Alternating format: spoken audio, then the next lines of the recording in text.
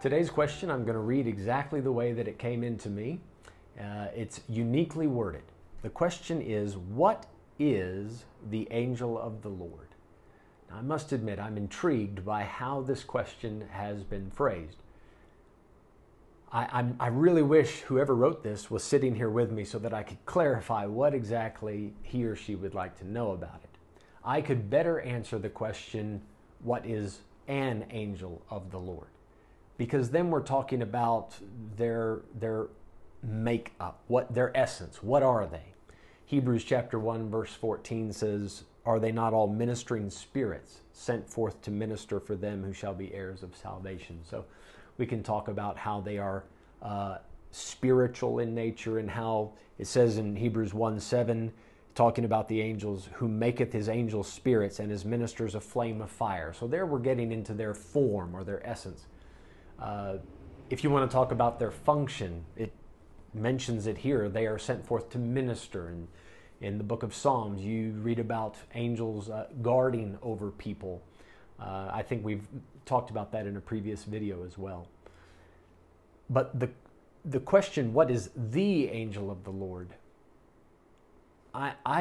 If we put the word who in the place of what, I can again answer that question a little more succinctly. Who is the angel of the Lord?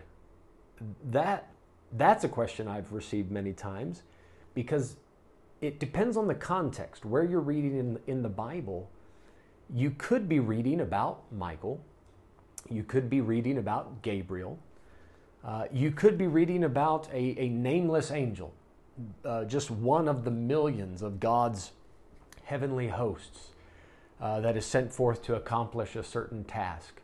And we may never know the name of that angel. And then there are some contexts where the angel you read about can be none other than Jehovah manifesting himself to people in an angelic form. And he would do this, I would assume, so that the people were able to look upon him, because no one can look on God in his bare essence and live. But they would be able to take a look at an angelic form that God has taken for that occasion. So let me give you an example or two of that. I think the best one is in the book of Judges, chapter 2. Now there's some other verses if you're interested to look at. Zechariah chapter 12, verse 8 seems to intimate this. Genesis chapter 48, verse 16 would lend itself to this. Now, this one in Judges, for me, is quite clear. Chapter 2, verse 1, "And an angel of the Lord came up from Gilgal to Bochum, and said, I made you to go up out of Egypt, and have brought you unto the land which I swear unto your fathers. And I said, I will never break my covenant with you. And ye shall make no league with the inhabitants of this land. Ye shall throw down their altars, but ye have not obeyed my voice. Why have ye done this?" This angel is taking credit as Israel's deliverer, bringing them up out of Egypt. God made that pretty clear, right? "I am the Lord your God that brought you up out of the land of Egypt. Thou shalt have no other gods before me." So when I read this passage, I cannot see it any other way other than the Lord himself came down in an angelic manifestation or form in order to confront the people. So you do have that in the Old Testament. Now, there are some that teach that even Jesus has pre-incarnate appearances in the Old Testament where he came down in the form of an angel. And I really don't have any problem with saying that. I believe that it's true. I think the ending of Joshua 5, where Joshua meets that angel of the Lord, and the angel tells him, "I'm the captain of the Lord's host. Take your shoe off your foot. This is holy ground." I think that's a very fine example of a pre-incarnate appearance of Christ, and he would have done that in an angelic form. However, because I also think it's clear in the Bible that Jesus is God, that he thought it not, when he was in the form of God, the Bible says, he thought it not robbery to be equal with God, but took upon him the form of a servant, right? So God can take on different forms depending on how he wants to manifest himself.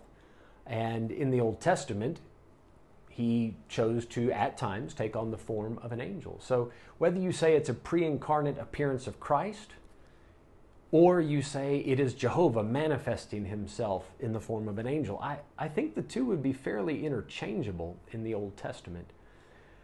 When you get to the New Testament, however, you have an occasion in the book of Acts where Paul is about to be shipwrecked, along with the other 275 people on the boat. In Acts chapter 27 and verse 23, Paul tells us about a vision that he had. And he says, "For there stood by me this night the angel of God, whose I am and whom I serve." Well, Paul makes it clear in the book of Colossians, we're not supposed to be worshiping angels. We're not supposed to be serving them. Paul says here he's a servant to an angel, and to take it a step further, whose I am, he claims to be, let's say, a possession of this angel, that this angel has purchased him to some extent or owns him. That's something that you would say about Christ. So this, to me, would show a post-incarnate appearance of Christ. But again, I think the argument could be made. You could say that it is just God making an appearance, a visible appearance in an angelic form. Because what Paul is saying here is true, whether you're speaking of Christ specifically, the second person of the Trinity, or whether you're speaking about the three-in-one Godhead. Both things are true. Paul serves God, and Paul has been purchased by God's blood, Acts chapter 20 and verse 28. So I believe that God did in the Old Testament and can in the New Testament manifest himself with this angelic nature. Now, there are some religions that believe Jesus and Michael the archangel are actually one person, that they're one and the same. So I think this is a good place to slip in a quick word about that. Hebrews chapter 1 makes it abundantly clear that Jesus and the angels are two separate groups, that he is made so much better than them. That's the whole point of Hebrews chapter 1.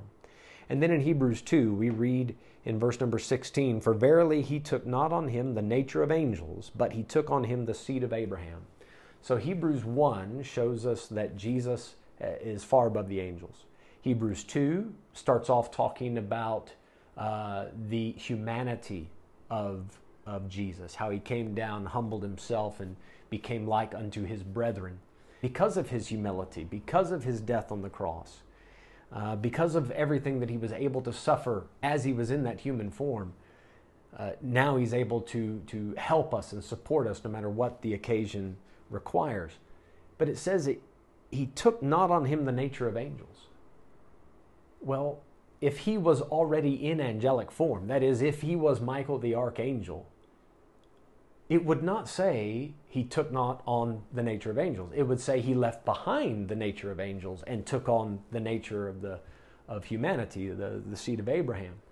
So for that teaching of Michael and Jesus being one, for that to be true, you would have to really reword verse 16. It's not consistent with that teaching. So I hope I've dealt with the question. I realize that there's a little bit of ambiguity in how it was asked, but if there's anything else I can help with on this topic, feel free to leave that in the comments below. If this video has helped, you can click the like button. If you'd like to follow along with our Bible Q&A vlog, you can click subscribe.